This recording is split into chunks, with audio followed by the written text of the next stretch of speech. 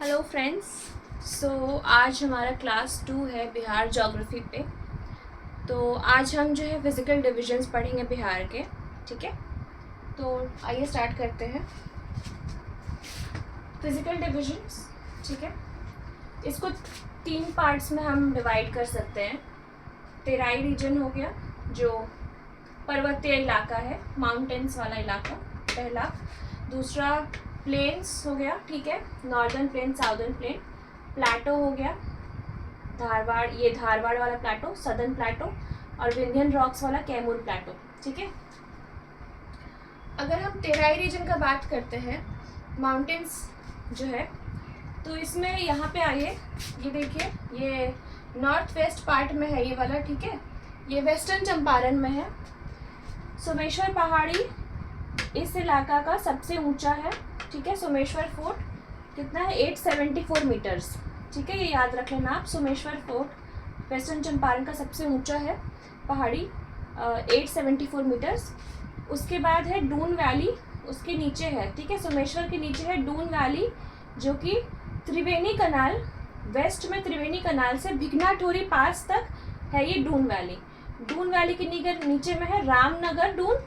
ठीक है, रामनगर डून। डून वैली को एक और नाम से जाना जाता है जो है हरहा या फिर हरदा। ये हरहा या हरदा जो है एक रिवर है। ठीक है, अच्छा, दून क्या होता है? दून जो है जैसे कि कोई पहाड़ है, ठीक है, अगर उसके बीच से कोई नदी गुजरती है तो वह बीच में एक पास बन जाता है ना, तो उसी को हम दून कहते हैं, या फिर दून कह सकते हैं, या फिर चुआर भी कह सकते हैं, चौर्स कह सकते हैं। ठीक है, वेस्टर्न, अगर हम देहरादून का बात करें, वेस्टर्न हिमालयस वाले एरिया में उसको दून कहते हैं।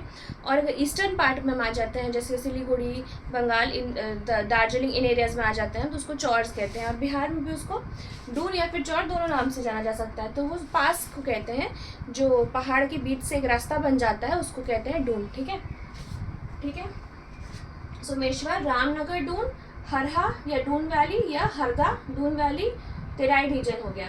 अच्छा, तेराई रीजन क्या होता है? जैसे ये मान लीजिए हिमालयस है, ठीक है, ये हिमालयस है हमारे। ठीक है, यहाँ से अगर कोई नदी निकलती है तो पहले यहाँ पे बड़े बड़े पत्थर होते हैं। ठीक है, ये बड़े बड़े पत्थर में ये जो नदी है ये बहुत यंग स्टेज में होती है, तो ये अंदर विलुप्त हो जाती है। ठीक है, तो ये भाबर है, भाबर।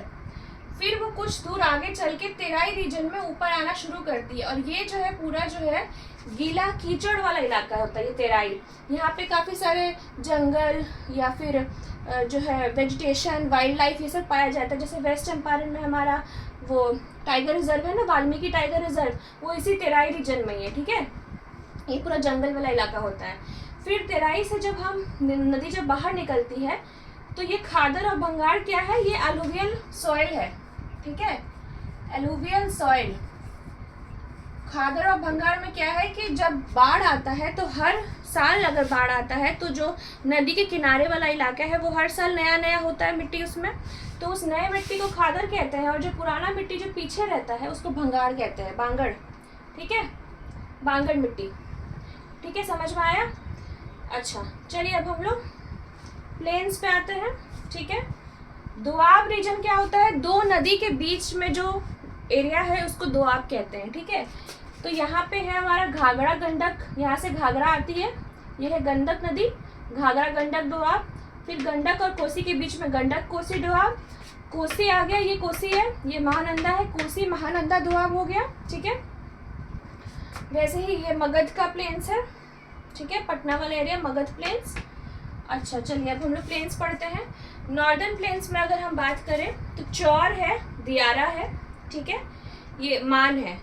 इनमें से अगर कुछ फेमस नाम है तो वो लखानी चौर है, लखानी मान हो गया वेस्टर्न चंपारण में, और ये है सुंदरपुर, ये है ईस्टर्न चंपारण में। ठीक है, ये सब नाम से अलग अलग चौर और दियारा के। और इसमें तेराई रीजन है, खादर है, बंगार है या बांगड़ है। ठीक है, ये सब जलीय एलुवियल सॉइल है, जलोढ़ मिट्टी जिसको कहते हैं।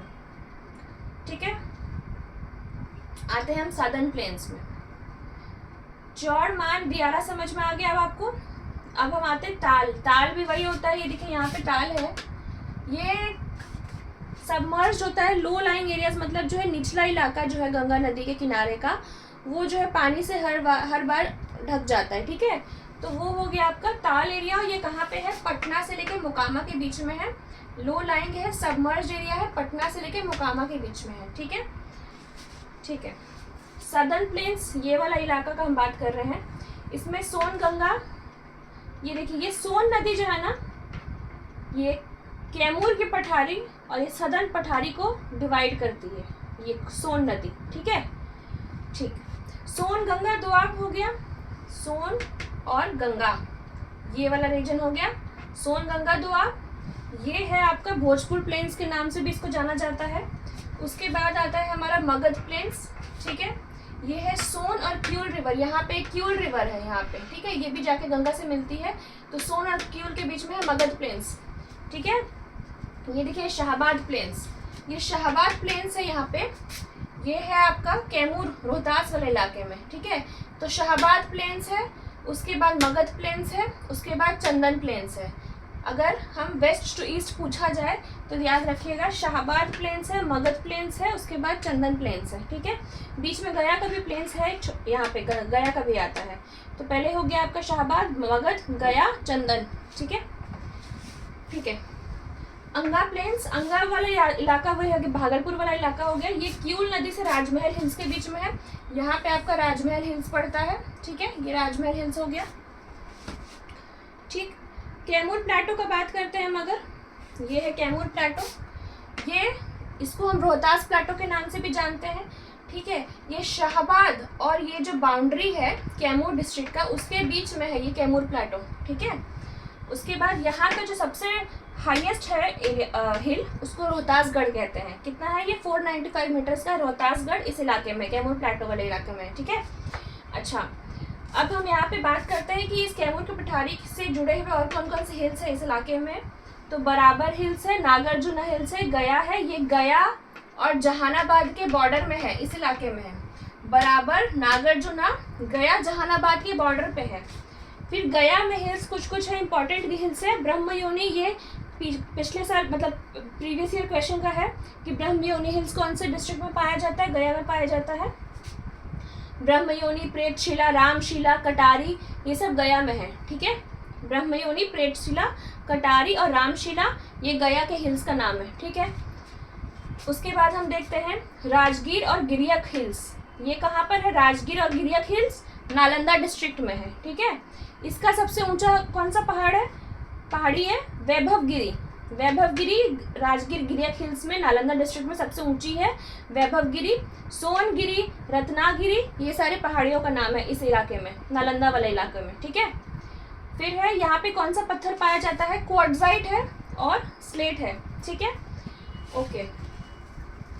ये देखो, फिर है नवादा मुंगेर हिल्स। नवादा मुंगेर हिल्स, मुंगेर में ये है खड़गपुर की पहाड़ी। खड़गपुर की पहाड़ी जो है ये भी धारवाड़ रॉक सिस्टम के ही अंदर आता है। ये भी एक क्वेश्चन पूछा गया था पहले कि ऑप्शंस दिया गया था, उसमें पूछा गया था सबसे पुराना कौन सा है, तो खड़गपुर की पहाड़ी जो है वो भी धारवाड़ जो है सबसे, जो पहला क्लास में हमने पढ़ाया था आपको, ये खड़गपुर की पहाड़ी मुंगेर हिल्स, ये भी उसके अंदर ही आता है, ठीक है।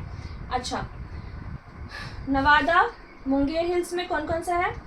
खड़गपुर हिल्स इसके अंदर ही है। और कौन कौन सा है? शुकरपीठ, चकाई, मंदार हिल। मंदार हिल आप लोगों ने पता होगा आपको, बांका में है मंदार हिल, जो कि समुद्र मंथन के टाइम पे इसी पे समुद्र मंथन किया गया था, मंदार पे ही। और यहाँ पे कौन सा पत्थर पाया जाता है? क्वार्ट्जाइट, ठीक है, ठीक है। अच्छा, ये देखिए, ये जो सदर्न प्लेटो का हम बात कर रहे हैं ना, ये कौन सा पार्ट है? अगर इधर आप झारखंड का पार्ट देखते हो, यहाँ उत्तरी छोटा नागपुर प्लेटो है, ठीक है, ये उसका नॉर्दर्न फ्रिंजेस है, एकदम जो नॉर्थ का पार्ट है ना, यही यहाँ पे है सदर्न प्लेटो में।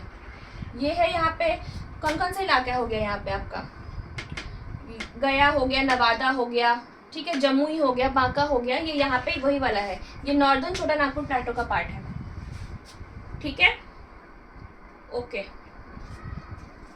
अब अगले वीडियो में हम रिवर्स सीखेंगे, ठीक है, थैंक यू।